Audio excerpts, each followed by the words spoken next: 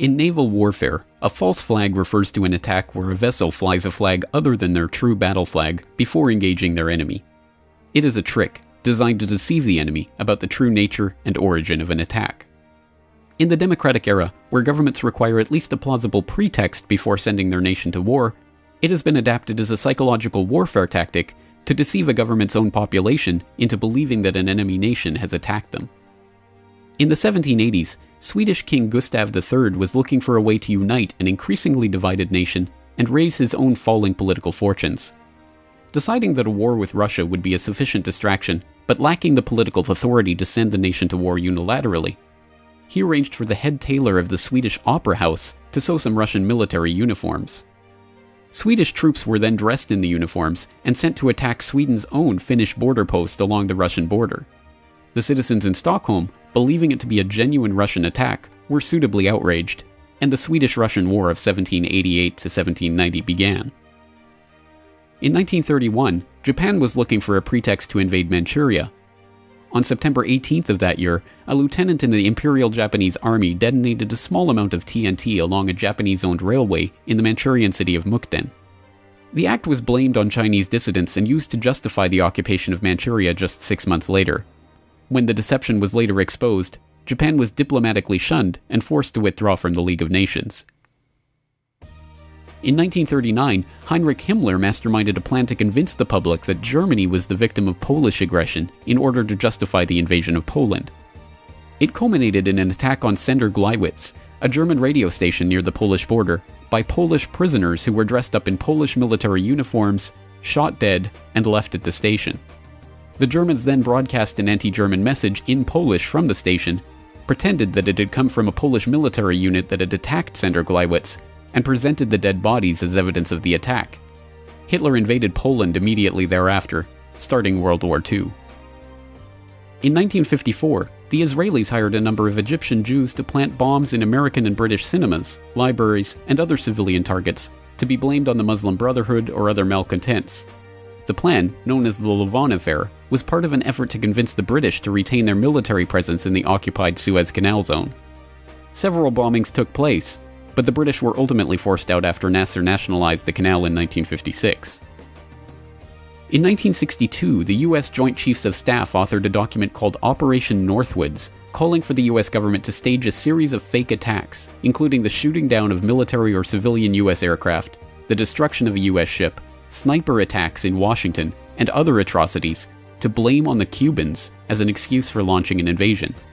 President Kennedy refused to sign off on the plan and was killed in Dallas the next year.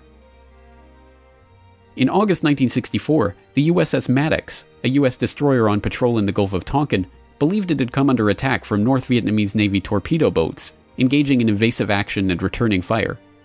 The incident led to the Gulf of Tonkin Resolution, authorizing President Johnson to begin open warfare in Vietnam. It was later admitted that no attack had occurred, and in 2005 it was revealed that the NSA had manipulated their information to make it look like an attack had taken place.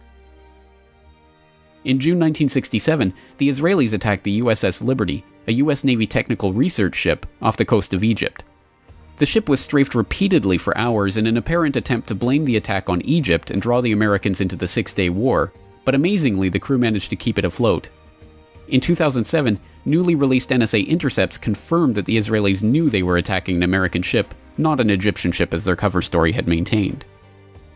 In the fall of 1999, a wave of bloody apartment bombings swept through Russian cities, killing 293 people and causing widespread panic. Although blamed on the Chechen terrorists that the Russians were fighting in the Second Chechen War, FSB agents were caught planting the exact same type of bombs as in the other blasts later that month. The government claimed that the bomb was part of a security exercise, and Vladimir Putin came to power as the next Russian president on the back of the terror wave later that year. In 2001, attacks in New York and Washington were blamed on Al-Qaeda as a pretext for invading Afghanistan. In the months leading up to the event, American negotiators had warned Afghanistan's Taliban that they were interested in securing right-of-way for proposed pipeline projects, and the US would achieve this with either a carpet of gold or a carpet of bombs. The Bush administration's first major national security directive, a full-scale battle plan for the invasion of Afghanistan, including command and control, air and ground forces, and logistics, was drafted and sitting on the president's desk to be signed off on September 4th, 2001, 7 days before the 9/11 attacks. The invasion proceeded as planned in October. These are but a few of the hundreds of such incidents that have been staged over the centuries to blame political enemies for attacks that they did not commit. The tactic remains in common use today and will continue to be employed as long as populations still blindly believe whatever their governments tell them about the origins of spectacular terror incidents.